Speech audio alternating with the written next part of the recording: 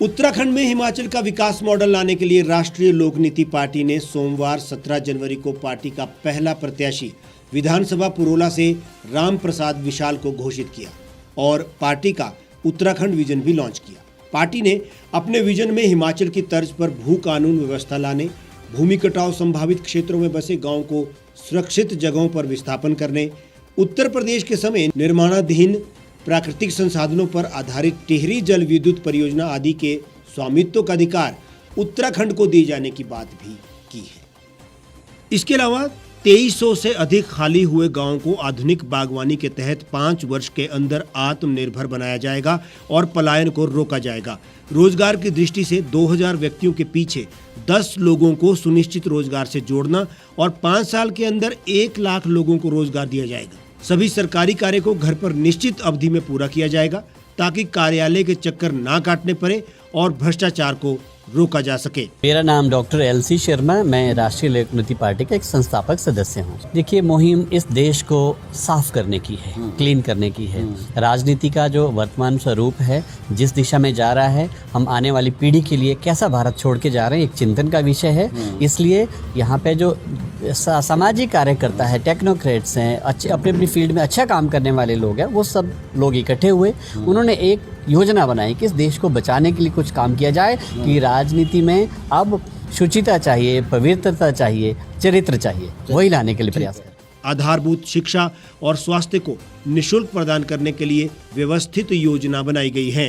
कृषि बागवानी संबंध में ये पिछड़ा हुआ है अभी तक भी, और अगर आप हिमाचल का कंपैरिजन करेंगे, जुब्बल तहसील पड़ती हैं साथ में, जुब्बल तहसील का पर कैपिटा इनकम और आपके पुरोला की पर कैपिटा इनकम में दिनार का फर्क। हम चाहेंगे कि पुरोला का जो कॉन्स्टिट्यूंसी है उसकी पर कैपिटा इनकम भी जुब्बल के बराबर में तो लाई जा सकती है एटलीस्ट, और उसके लिए हम इनको सहयोग भी करेंगे। मैं ये समझता हूँ जनता ज़रूर चाहेगी कि जनता में एक जानकारी नहीं दी गई है, उनको इस ओर मोटिवेट नहीं किया गया है। अगर उनको हम सही तरीके से सही प्रशिक्षण दें, उनको अवेयरनेस दें, उनको टेक्नोलॉजी दें, उनको बैकअप दें, उनको मार्केटिंग की सपोर्ट दें, और ये सारा कुछ अगर हम कर पाते हैं तो डेफिनेटली पुरोला जो है जुब्बल से ऊपर बढ़ सकते हैं। जो एजुकेशन है वही एक देश का बेस होता है। बिल्कुल सही है। अगर हम इसको सुधार पाए और लोगों को अच्छी तरह से शिक्षित कर पाए तो हम समझते हैं कि तब देश को हम ऊंचाइयों की तरफ ले जा पाएँ। इस अवसर पर पार्टी के पुरोला से प्रत्याशी RP विशाल ने कहा कि प्रदेश के साथ साथ पुरोला के लोग भी दल बदल की राजनीति से परेशान हो गए हैं और इससे निजात पाना चाहते हैं। कभी ऐसा सौभाग्य मिला कि आप मेरे गांव आ सकें तो आप दोबारा ये कहेंगे कि मैं इस गांव आना नहीं चाहूँगा। जो सड़कों के हाल है, जो वहाँ के हॉस्पिटल के हाल है, जो क्षेत्र के हाल है, वो किसी से छुपे नहीं है। समस्या ये है कि नेता भी वहाँ पहुँचे नहीं है, पत्रकार भी वहाँ पहुँचे नहीं है। तो अब हम यहाँ से क्या आइडिया लगा सकते हैं, ये भी विचारणीय बात है। राष्ट्रीय लोक नीति पार्टी के पास समाधान है, और जो समाधान है उसी से आकर्षित होकर और उसी को वहाँ पर इम्प्लीमेंट करना ये लक्ष्य है। उत्तराखंड बनने से पहले और बाद में भी पुरोला को विकास की दृष्टि से बहिष्कृत रखा हुआ है, जिस वजह से ये क्षेत्र प्रदेश में सबसे पिछड़ा हुआ जाना जाता है। क्षेत्र में 3 साल पहले आई आपदा से प्रभावित लोग आज भी सरकारी सहायता की उम्मीद लगाए हुए हैं। क्षेत्र में बागवानी की बेहतरी के लिए कोई तरजीह नहीं दी जा रही है। परिणाम स्वरूप लोग आज भी बुनियादी सुविधाओं के लिए हिमाचल पर निर्भर हैं। स्वास्थ्य की दृष्टि से ये क्षेत्र बहुत पीछे है और एक आंकड़े के अनुसार पुरोला विधानसभा में गर्भवती महिलाओं की प्रसव के दौरान सैकड़ों मौतें हुई हैं। उत्तराखंड 21 साल हो गए हैं। हकीकत ये है कि सत्ताएं बदली है, व्यवस्था नहीं बदली है, और हम व्यवस्था बदलने के लिए आए हैं। बात हो रही है, आज हमने अपने पहले प्रत्याशी को उतारा है पुरोला से, और जहाँ तक पुरोला कॉन्स्टिट्यूंसी की बात है, मैंने गांव-गांव खुद घूमा है। वो कुछ ऐसे गांव हैं जहां लोगों ने हेलीकॉप्टर देखे हैं, क्योंकि वहां पर ऊपर से उड़ के वो बैठते हैं, लेकिन आज तक कभी गाड़ी और बस नहीं देखी है। वो सुदूर एरिया है। पूरे देश में नदी घाटियों का विकास हुआ है, टोंस नदी घाटी का विकास नहीं हुआ है। इस अवसर पर पार्टी की राष्ट्रीय सलाहकार बोर्ड सदस्य एडवोकेट रेणु डी सिंह ने कहा कि पार्टी में पंचायत से लेकर राष्ट्र स्तर पर पार्टी में आधी आबादी के लिए 50% की व्यवस्था की गई है, जो एक सराहनीय प्रयास है। उन्होंने कहा कि आज युवाओं को राजनीति में आगे आना चाहिए और हमने इसी के तहत एक युवा को प्रत्याशी बनाया है। जो भी प्रत्याशी RP विशाल की तरह पार्टी के मानकों का पालन करेगा, उसे बतौर प्रत्याशी सोचा जा सकता है।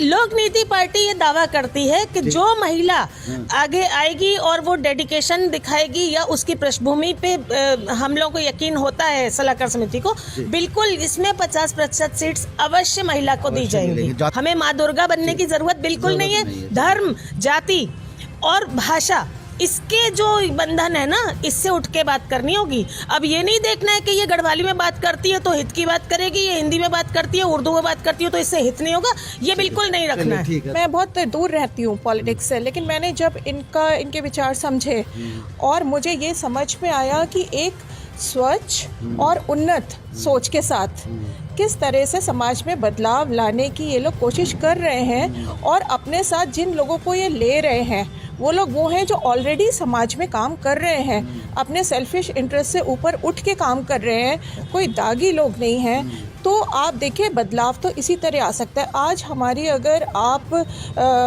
सामाजिक परिवेश की कल्पना करें तो आप सब देखेंगे कि सभी को बदलाव की ज़रूरत लगती है, और इसी को एंटी इनकम्बेंसी कहते हैं कि बीजेपी है तो कांग्रेस आएगी, कांग्रेस है तो फिर से बीजेपी आएगी, क्योंकि बदलाव चाहते हैं पर बदलाव हो तो रहा नहीं। इसलिए नहीं हो रहा कि लोग तो वही हैं, सोच वही है, हर पार्टी की में हो तो वही रहा है, कोई भी आ जाता है पार्टी तो होता वही है। तो एक ऐसी पार्टी की आवश्यकता है जो वाकई में कुछ बदलाव लाए। एक हमें ऐसे सरकार की ज़रूरत है कि सरकार लोगों तक पहुँचे, अपने नीचे तक के लोगों, ऐसा सिस्टम बने, और जो कि पॉसिबल है अगर हमारी इंटेंशन सही है, हमारे अपने इंटरेस्ट नहीं होके हमारी सेवा की भावना है तो क्यों नहीं हो सकता। इस अवसर पर प्रख्यात समाजसेवी साधना जयराम, हिमाचल प्रदेश इकाई सलाहकार बोर्ड के मुख्य NV Jain, Himachal Pradesh convener DN Chauhan, party संरक्षक डॉक्टर LC शर्मा, उत्तराखंड प्रभारी SP शर्मा, पूर्व IAS SS Pangti, PC Thapliyal आदि गणमान्य व्यक्ति उपस्थित थे।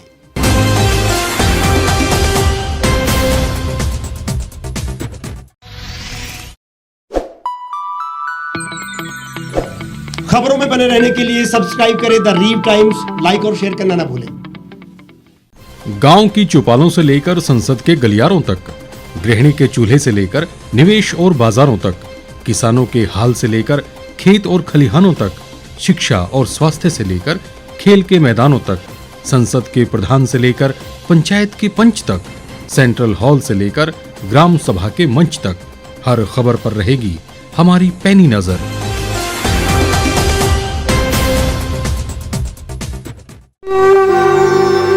भारतवर्ष, जिसे आप दशकों से सुनते आए हैं कि सोने की चिड़िया थी, इसके पंख पहले मुगलों ने कुतरे, फिर अंग्रेजों ने, और आज राजनीतिक प्राणी कोई कोर कसर नहीं छोड़ रहे।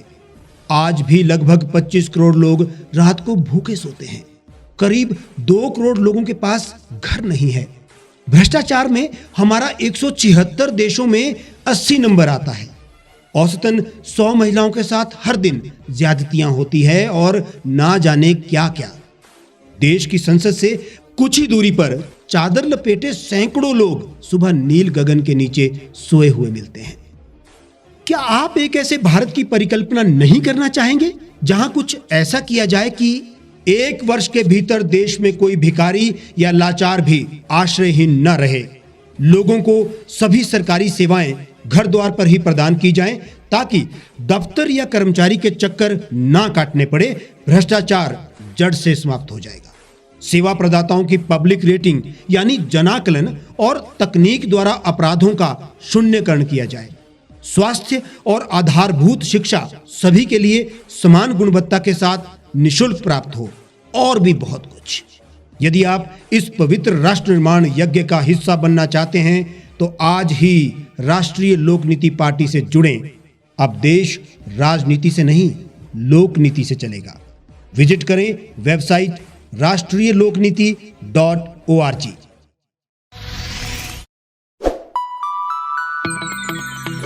लेटेस्ट खबरों के लिए आप यूं ही देखते रहिए द रीव टाइम्स। लाइक, शेयर और सब्सक्राइब करना ना भूलें।